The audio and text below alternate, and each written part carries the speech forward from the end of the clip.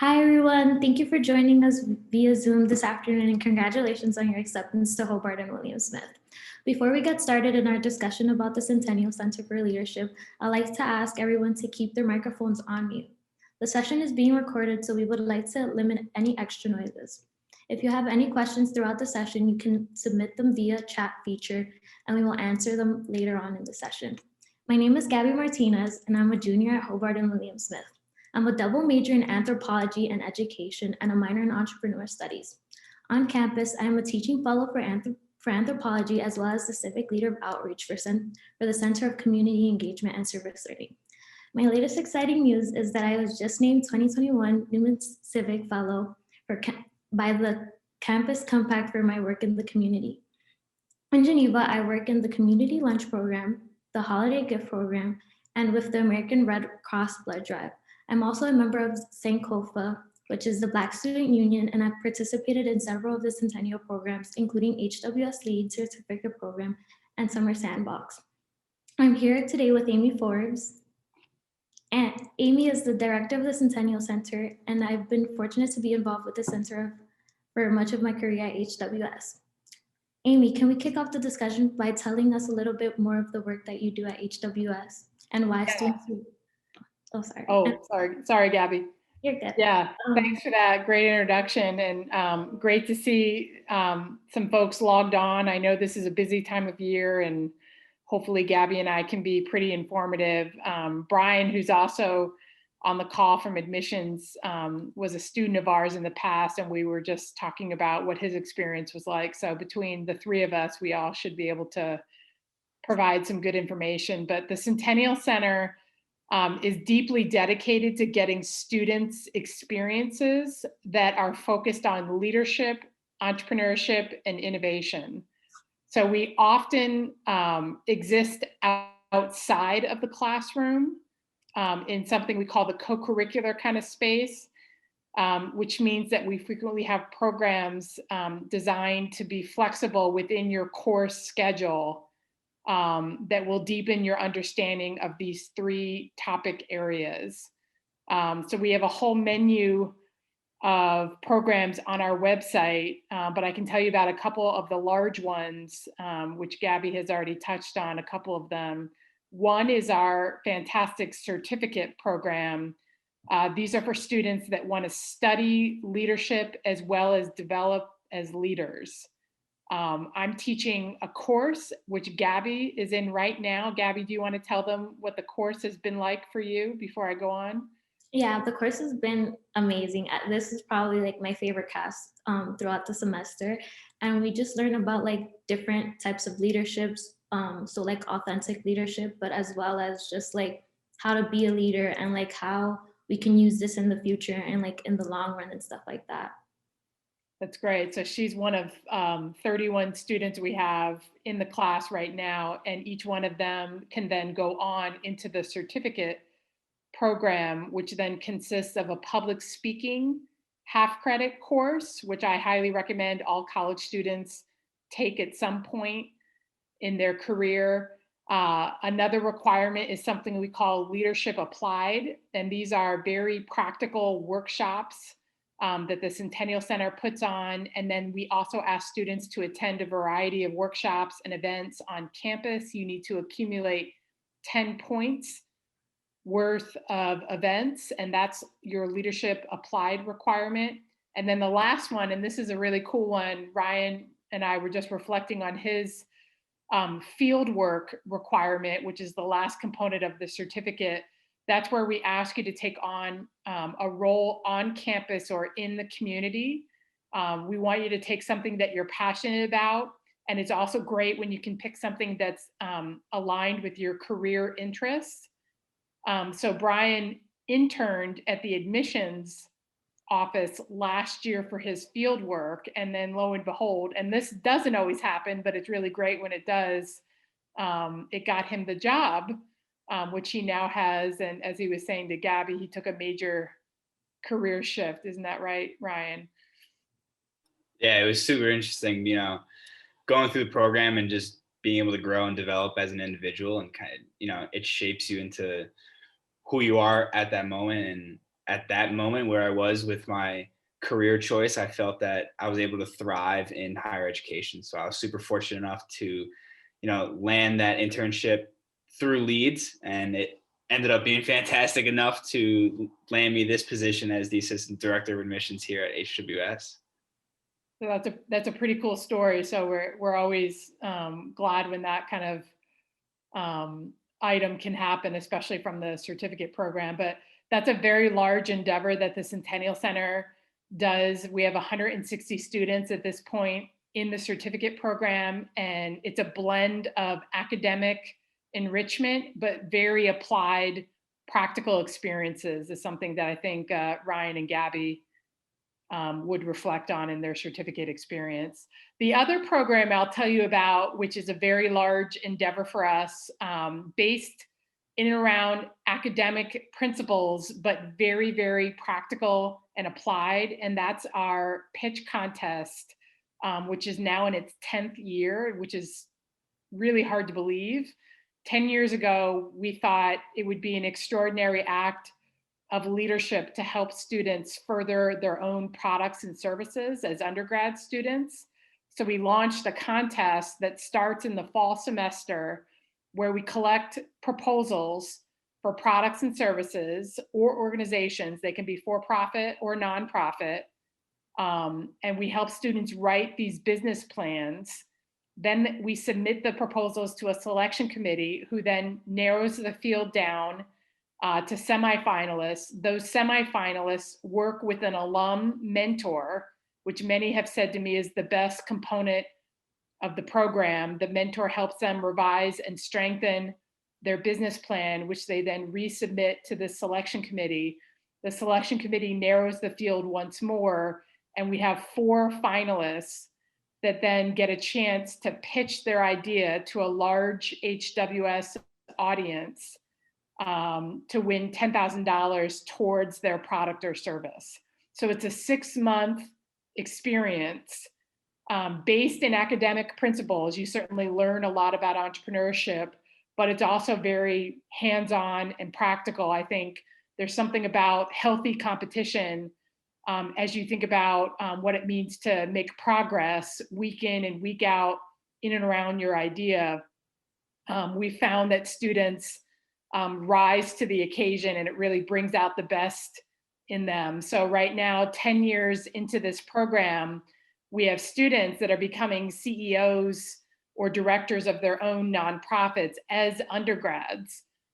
So if that's an area that interests you in any way, we have opportunity at the Centennial Center to help you.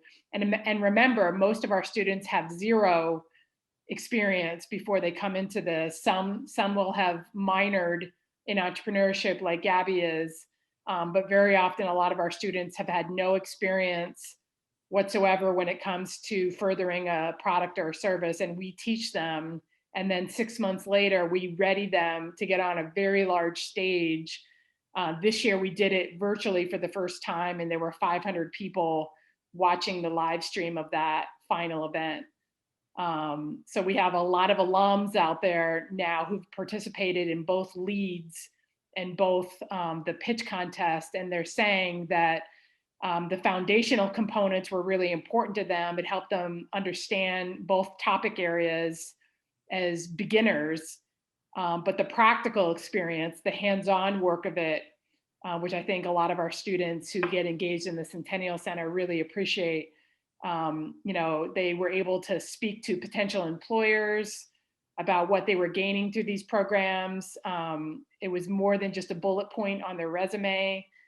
It led to jobs and internships and graduate school, like all those things is really what the Centennial Center is all about, helping both the academic, but also very applied and hands-on is what we're after. The last program I'll just mention, and I know Gabby has some more questions, we have a great program that Gabby participated in called Summer Sandbox, and we're moving into our 4th summer.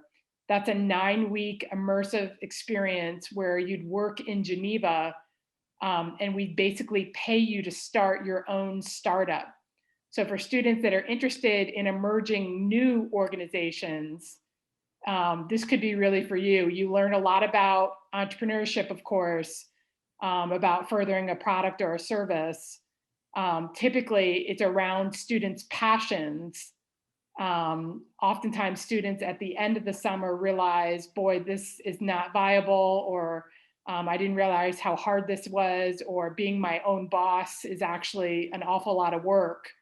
But it becomes something that they can carry with them. Gabby, do you want to tell people what your summer sandbox project was? Yeah, so I was able, two other students also worked on this project with me, but we were able to create a nonprofit organization called By Your Side, where it was a service where we would go to low income schools and provide them with like sex ed education, and we would have like college mentors like mentoring them. And like we throughout this 9-week process, we learned how to do customer discovery, and we like learned the problem. We find out like a problem that we need to fix and stuff like that. And we came up with a solution, and that solution was like our nonprofit essentially. Yeah, so those are some of the examples of ideas that students work on all summer long. It's a big experience in furthering an idea. We love it when students are really passionate about it, and we help them with all the components of what it means to assemble an idea. And I think you find that 9 weeks you learn a lot, but it's still not enough when you actually have to execute an idea in real world time. So that's an example of some of the very hands-on practical experiences that we're providing. So that's kind of us in a nutshell. So do we want to keep going, Gabby? Yeah. Amy, so through my work with you, I've been surprised by the multifaceted ways in which you teach leadership. Can you explain the approach your office takes in cultivating leaders and leadership? Yeah, I love that question. I've come to understand in my 10 years at HWS that the topic of leadership, or the topic of entrepreneurship for that matter, they can be somewhat intimidating to students. I think sometimes they're labels that we put people up on a pedestal, and we think that they've had to have a specific set of qualities or a specific set of experiences. And the reality is, I think they're both areas that we can learn and get better at. So you're benefiting yourself by investing in either of these experiences, any one of the ones I've described. Some of us will go on and maybe not be CEOs, but will be tremendous mid-level managers, or tremendous contributors, or major directors, or major staff members, all of which has learned how to work with others in teams, learned how to be creative, definitely learned how to think critically and strategically develop ideas. And then very important, I feel strongly that we provide this for students, we help them implement, which is the hands-on practical approach that I have explained. We've done all this using a signature model called Leading Self, Leading Others, and Leadership in Action. And Gabby is familiar with this because this is how the class that she's in right now is constructed. So we believe strongly that you should know yourself really well, understand your strengths and weaknesses, and then definitely what it is you value as a leader.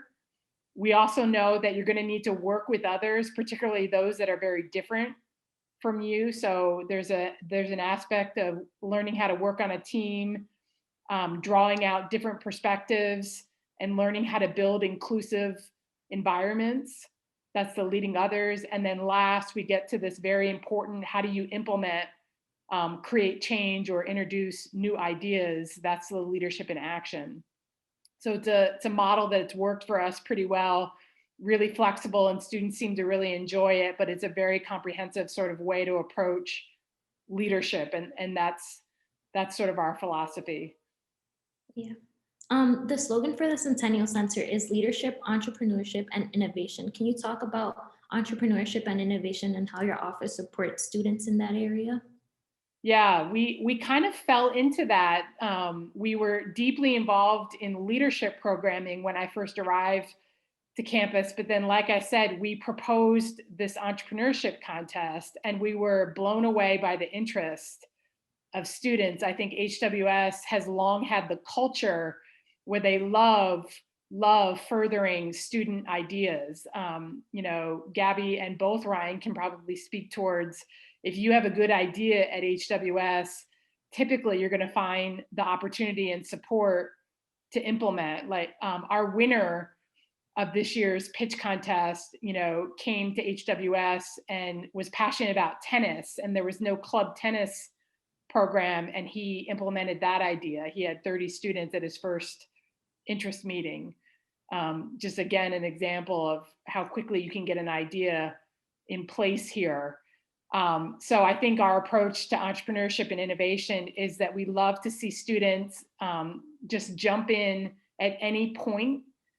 Some have had tremendous experience at it. Others have had no experience. Some are looking for a long-term program like the pitch contest. Others want something more short-term, like a weekend or just a night workshop.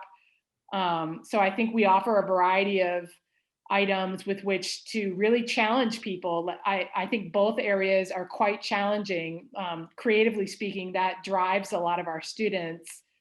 And then we often apply a lot of this, what we call healthy competition, where you might be workshopping your idea in a supportive environment, but ultimately to get the funding you need to go forward, you've got to submit something strong, and that pulls out the best in you. So that's why some of our programming has a competition attached to it. So that's really how we approach the entrepreneurship and innovation. Yeah. So we are here with soon to be first years. Could you give them some advice on how to get involved in the Centennial Center once they get on campus? Are they able to participate in all programming that takes place through your office, or is there a track that they need to follow? Yeah, that's a great question. You know, it's completely my job to do what we call shoulder tapping, which is to learn about you when you first get to campus, and for me to identify what you're interested in, and then to say, oh, you'd be awesome at this. That's my job when you're a first year and a sophomore. And then typically Gabby and Ryan will appreciate this, when you become a junior and senior, it's my job to write recommendation letters as you get ready for your next step, because we've created a relationship and I've come to know what it is you're passionate about.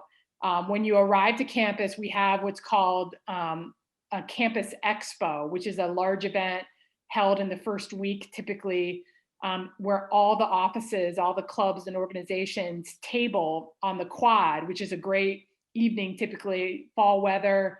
And I come out with me and my colleagues, and I'm there to meet you. Like, I shake people's hands and have conversations, and I speak about our opportunities. And it's a great way to assess what you can manage. Oftentimes, I think for first years, it's about what you can balance in your class load, what you want to try, where your interests are. So we can get you involved from day one in the certificate program. We've had many first years go on into our idea lab, which readies you for our pitch contest. We've even had a first year win our pitch contest if you want something very significant in your first year. Other than that, our workshops and conferences are frequently available. We do a great hackathon weekend. That's often something that attracts a lot of first years, because it's all about working on a team and problem solving. And then there's a little bit of prize money. So it's again, one of those healthy competitions. So you can get involved right away. Okay, thank you, Amy. That was my final question. So let's see what questions the audience has for us.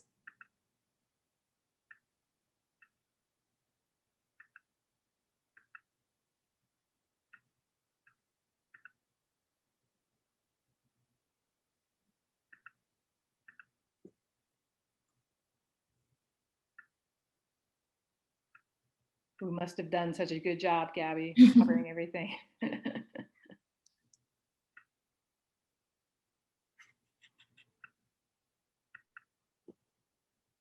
So one of the questions is, how long does it take to complete the LEADS program? Sure, yeah. Some students finish it fast in 2 years, where they do one requirement after the other, back to back to back semesters. Others take the entire 4 years. And I think that's good, because we'd rather be flexible and keep it convenient. A number of our students go abroad. So as juniors, you might be off campus your fall or spring. So it's for us to work in and around your schedule. We stay in touch. We've got ongoing meetings. We're always doing interest meetings. We do a lot of one-on-ones, so we can help you kind of craft your path. And it's more than okay if you take all 4 years. If you enter as a junior or senior, then obviously we really want to pay attention to the requirements and make sure that you have enough time to finish. But typically as a first year or sophomore, you have more than enough time to get those requirements done. Another question that I got was, can I major in leadership or entrepreneurship?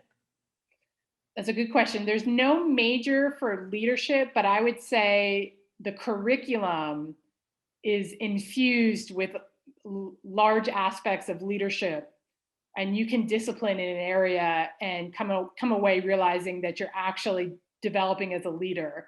Like, I think international relations as an example, because they're really globally speaking, analyzing large scale challenges. That's an area that is highly engaged in leadership. Economics is as well.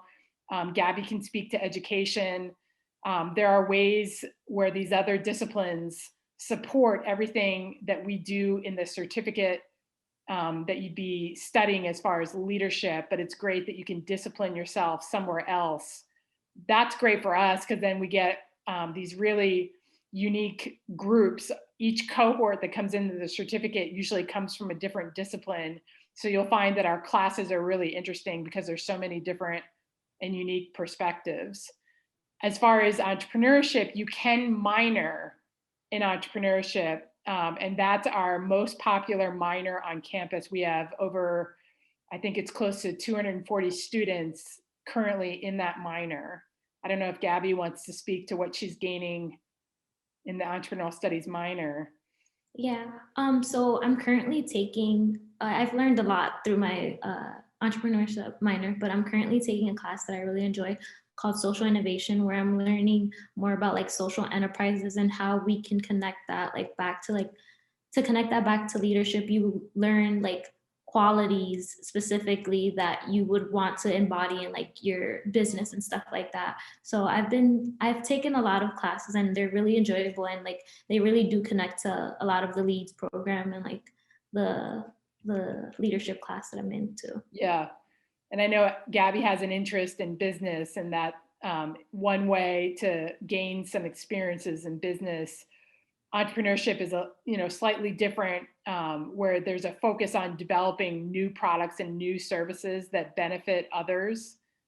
That's like a signature quality of our minor, but it is a great way to sort of gain experiences that could be easily applied at larger corporations or businesses, if you will.